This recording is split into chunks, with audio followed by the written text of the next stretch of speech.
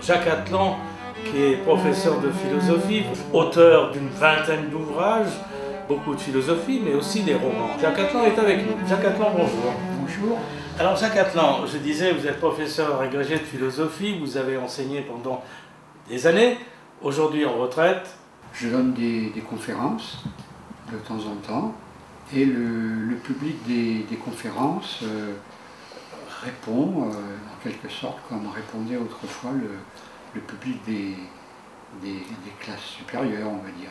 Vous avez écrit sur Socrate, vous avez écrit sur Descartes, sur Démocrite et Platon, sur Spinoza. Disons que je suis passionné par l'histoire des philosophes.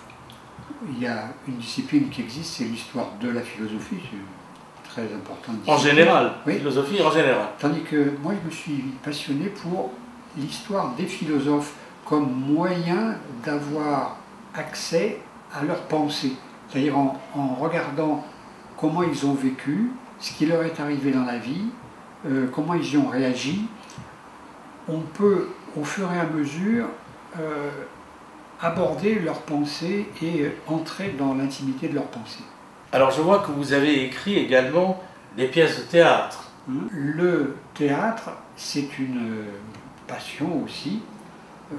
Disons que si je n'avais pas été prof de philo, une des choses que j'aurais pu faire, c'est psychanalyste. Une autre chose que j'aurais aimé faire, c'est metteur en scène de théâtre.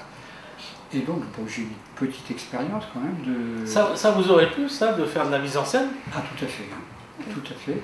Et même, disons, la petite expérience de mise en scène de théâtre que j'ai me permet d'écrire de manière non abstraite. C'est-à-dire que je sais un peu les réactions du public, je sais ce qui peut se passer, comment faire pour que ça se passe.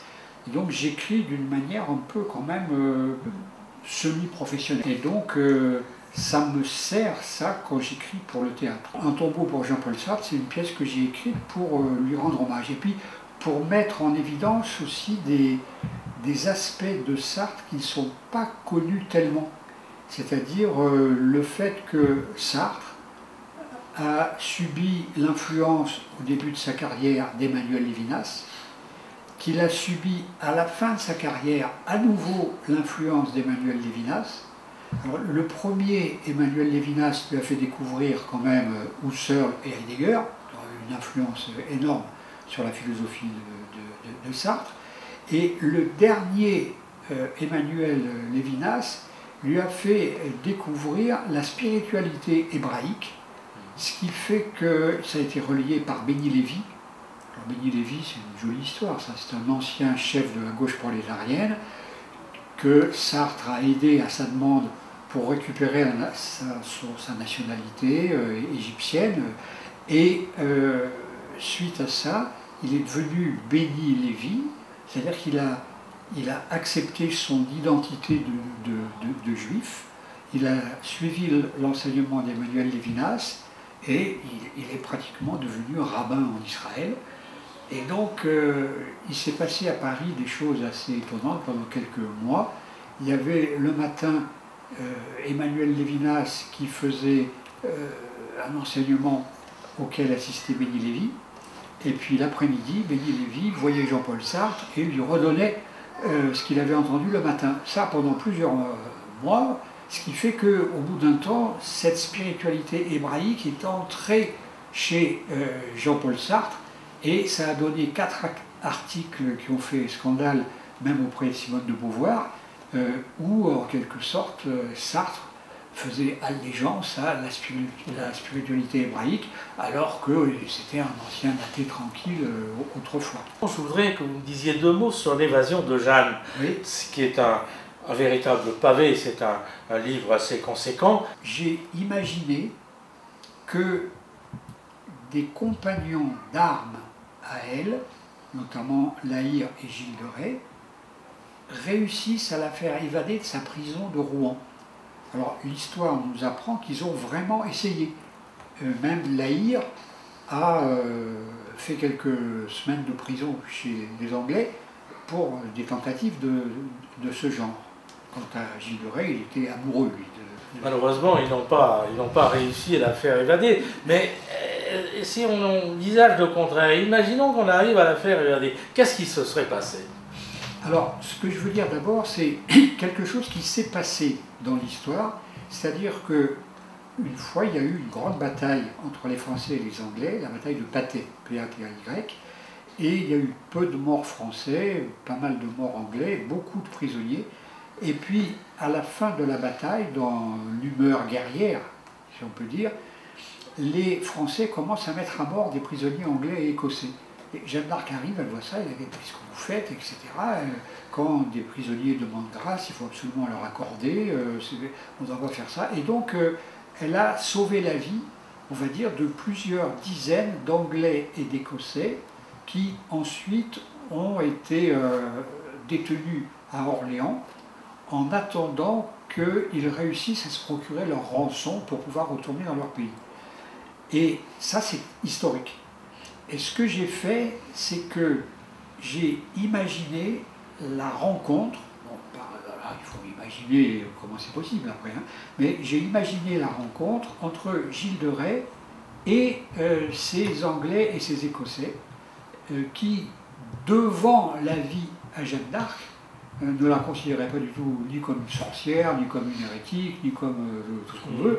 Et donc, eux ont eu envie, quand ils ont appris le projet de Gilles de Rais et de Lahire, ils ont eu envie d'aider. Ils voulaient en quelque sorte rendre ce que Jeanne leur avait donné, c'est-à-dire la vie. Donc ils ont essayé de contribuer à son évasion. Et naturellement, pour des Écossais et des Anglais, c'est beaucoup plus facile d'entrer dans Rouen que pour des Français. Et donc, à partir de là, ils étaient sur place et il a fallu, ça s'est fait de manière progressive, de manière très intéressante, imaginer tout ce qu'il aurait fallu rassembler comme circonstances pour que, effectivement, quelques jours avant que dans l'histoire il y ait son exécution, Jeanne réussisse à s'évader. Quand elle était dans sa prison, à un moment donné, les Anglais la conduisent à côté d'un cimetière, ils mettent un bûcher, ils mettent un bourreau, etc. et ils lui disent c'est maintenant.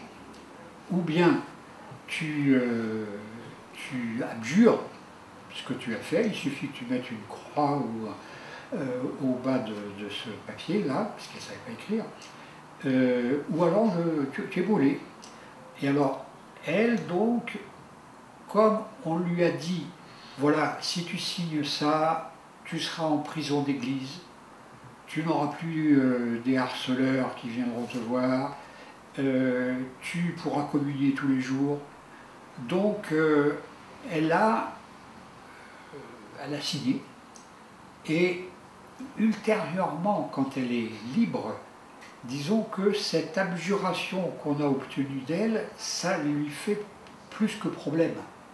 Elle se le reproche à elle-même et du coup, elle se condamne elle-même, si on peut dire, à ce à quoi les Anglais l'avaient condamnée. C'est-à-dire, elle va se mettre en prison d'église pendant un certain temps, etc. Parmi tous les ouvrages, il y a ce voyage de Ladislav. Et c'est une histoire vécue. Oui. Alors, Ladislav, donc, c'était un Tchécoslovaque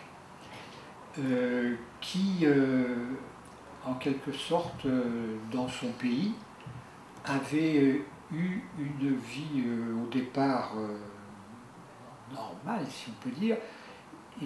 Il avait un boulot, il s'était marié, il avait des enfants. Malheureusement, il a eu aussi une belle-mère qui lui a fait une vie impossible et qui a fichu par terre son premier mariage. Il a divorcé, il s'est remarié, il a eu là aussi une belle-mère qui a fichu par terre son second mariage. Donc, et puis, il y a eu les Russes qui ont envahi la Tchécoslovaquie. Donc, ça faisait beaucoup. Du coup, comme il avait un ami douanier, il a négocié avec lui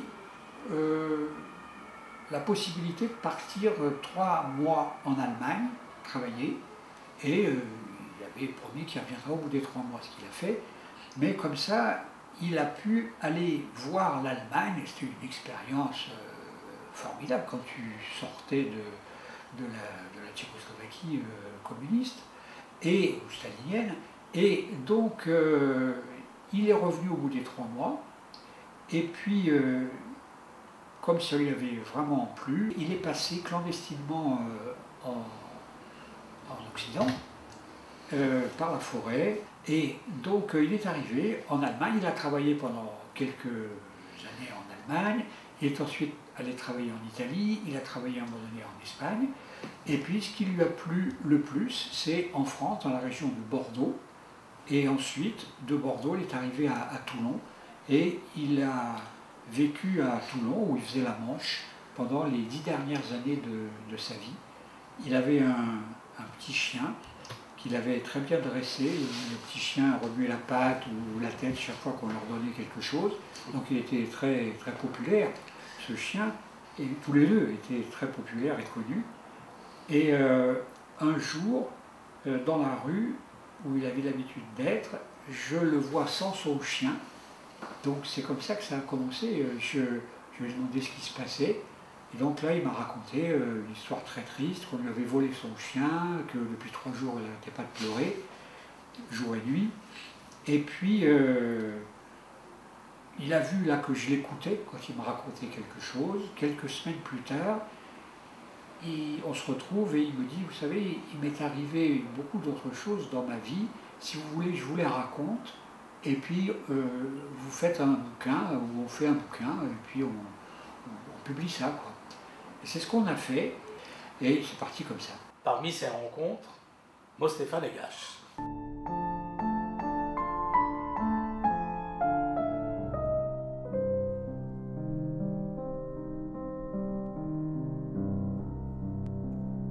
J'ai eu une émotion à la fois esthétique et artistique, quoi. Vous savez, je voyais, il y avait quelqu'un là qui était vraiment une personnalité forte.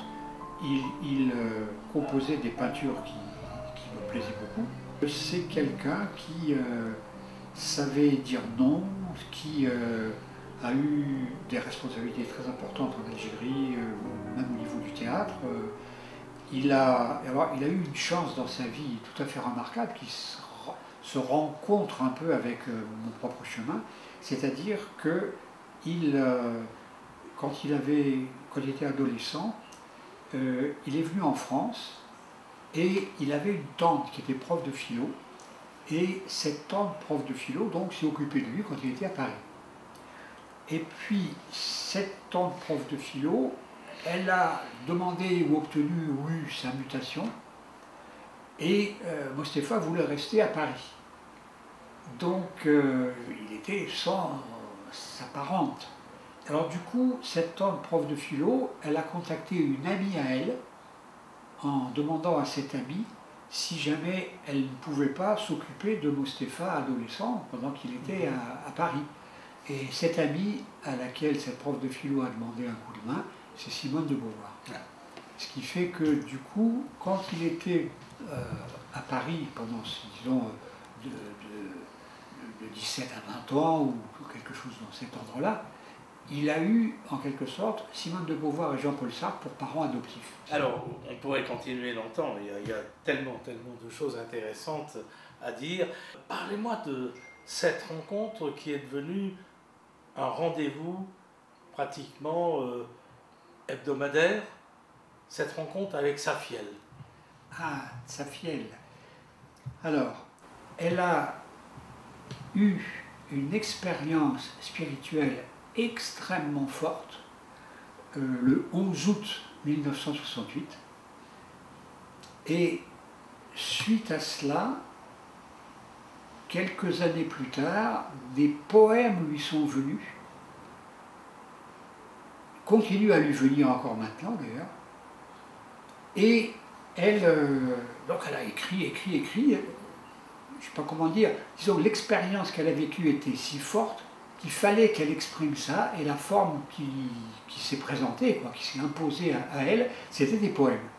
Alors elle a toute une série de poèmes de côté, qui ont été imprimés, bien en ordre, etc. Et puis elle a perdu la vue. Alors la première idée, c'était nous allons éditer successivement les recueils de poèmes anciens. Et en fait, c'est pas ce qui s'est passé, parce que des poèmes nouveaux n'arrêtaient pas d'arriver. Alors elle les écrivait. Alors au début, quand elle pouvait encore, elle me les dictait au téléphone. Moi je les notais, je les rentrais dans l'ordinateur, je mettais de l'ordre, etc. Et on a édité comme ça un certain nombre de recueils de poésie. Et puis actuellement, elle écrit en étant aveugle. C'est-à-dire, elle écrit sur des cahiers. Et puis, alors de temps en temps, il y a deux lignes qui se chevauchent. Elle n'écrit pas en braille. Non, elle écrit, ce serait dommage parce que je ne peux pas lire le braille. Mais donc, elle écrit en s'appliquant le plus qu'elle peut. Et moi, j'aime bien le travail, moi. J'aime bien travailler. J'ai pris ça comme un jeu et un travail à la fois, puis en même temps, c'est une aide à quelqu'un. Et donc, j'arrive à déchiffrer. On a quand même édité à ce jour 10 recueils de poèmes récents. On est en train de travailler au 11e qui est presque fini. Il faut juste qu'on relise un certain nombre de poèmes, qu'on trouve un titre et une couverture. Et j'ai plus de la moitié déjà du volume numéro 12 qui serait prêt. Et de nouveaux poèmes continuent à arriver. Et on n'a pas encore édité les poèmes anciens. Alors, je voudrais juste, avant de vous quitter, rappeler votre dernier ouvrage. Je pense que c'est le dernier. J'aime pas dire votre dernier ouvrage. La vie est encore longue et belle, mais disons que la dernière parution, oui, c'est Des atomes de Démocrite au solide de Platon. Juste 3 mots là-dessus. Démocrite est extrêmement célèbre pour sa théorie des atomes. Et on va dire qu'au XVIIIe siècle, la science, un peu éblouie, s'est découvert un précurseur extraordinaire, quoi. Et en ce moment, depuis une quinzaine d'années, on va dire, depuis le début du nouveau millénaire, il y a une redécouverte de Platon. J'ai envie de dire de la pertinence de certaines idées de Platon en astrophysique. Alors, je donne un exemple. Il y a une théorie de Platon sur un certain nombre de solides fondamentaux, et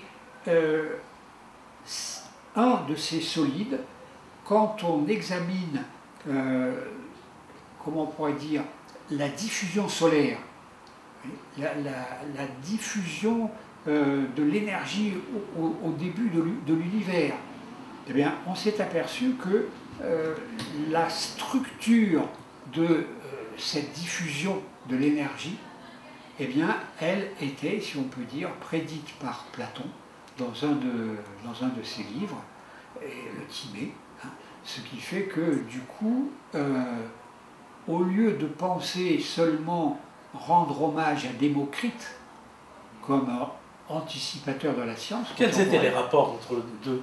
Est-ce qu'il y avait de bons rapports?